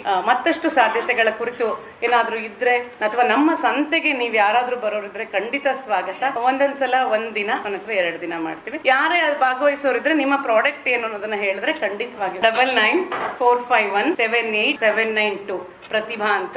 ಏನೇ ವಿಷಯ ಅಂದ್ರೆ ಇದು ನನಗೆ ಗೊತ್ತಿದ್ದ ಮಾಹಿತಿಗಳಿದ್ರೆ ಖಂಡಿತವಾಗಿಯೂ ಹಂಚ್ಕೊಳ್ತೀನಿ. ಏನೇ ಇದ್ರೂ ಖಂಡಿತ ಕರೆ ಮಾಡ್ಬೋದು. ಅಕಸ್ಮಾತ್ ಕರೆ ಸ್ವೀಕಾರ ಮಾಡದಿದ್ರೆ ಒಂದು ಮೆಸೇಜ್ ಹಾಕಿದ್ರೆ ಖಂಡಿತ ರಿಪ್ಲೈ ಮಾಡ್ತೀನಿ. ಇದಕ್ಕೆ ಸಂಬಂಧಪಟ್ಟ ಹಾಗೆ ಏನೇ ಇದ್ರೂ ಮಾಡ್ಬೋದು. ಸಾಗರಕ್ಕೆ ಬನ್ನಿ, ನಮ್ಮ ಸಂತೆಗೆ ಎಲ್ಲರೂ ಬನ್ನಿ. ಮತ್ತೊಮ್ಮೆ ಎಲ್ರಿಗೂ ಕೂಡ ಪ್ರೀತಿಯ ನಮಸ್ಕಾರಗಳು. ಮಹಿಳಾ ಸಬಲೀಕರಣದ ಬಗ್ಗೆ ಹಲವಷ್ಟು ಉದಾಹರಣೆಗಳ ಮುಖಾಂತರ ಸ್ಫೂರ್ತಿದಾಯಕ ನುಡಿಗಳನ್ನಾಡಿದಂಥ ಶ್ರೀಮತಿ ಪ್ರತಿಭಾರವರಿಗೆ ಧನ್ಯವಾದಗಳು. ಇದೀಗ ಇಂದಿನ ಕಾರ್ಯಕ್ರಮದ ಉದ್ಘಾಟಕರಾಗಿ ಆಗಮಿಸಿರುವಂತಹ ಶ್ರೀಮತಿ ಪ್ರತಿಭಾರವರನ್ನು ನಮ್ಮ ಕೃಷಿ ವಿಜ್ಞಾನ ಕೇಂದ್ರದ ಪರವಾಗಿ ಸನ್ಮಾನಿಸಬೇಕಾಗಿ ಗೌರವಾನ್ವಿತ ಕುಲಪತಿಗಳಾದಂತಹ ಡಾಕ್ಟರ್ ಹೇಮಲಾ ನಾಯ್ಕ್ ರವರಲ್ಲಿ ವಿನಂತಿಸಿಕೊಳ್ತೇನೆ. ವೇದಿಕೆಯಲ್ಲಿರೋ ಎಲ್ಲ ಗಣ್ಯರು ಕೈ ಜೋಡಿಸಬೇಕಾಗಿ ಮತ್ತೊಮ್ಮೆ ಕೇಳ್ಕೊತೇನೆ.